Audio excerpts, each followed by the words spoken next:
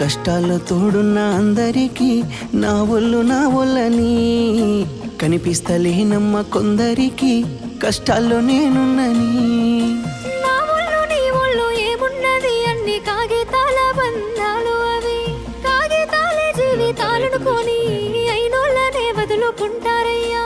బాగుంటే 10 మంది వస్తారయ్యో చుట్టాలై మన ఇంటికి, లేకుంటే వదిలేసి పోతారయ్యో అయినోళ్ళే ముమ్మాటికి. చూస్తున్న చుట్టంత కళ్ళతోని జరిగేది నాటకమే, నా ఒళ్ళు మా ఒళ్ళు అనిపించేది చేత చెల్లేటి కాగితమే.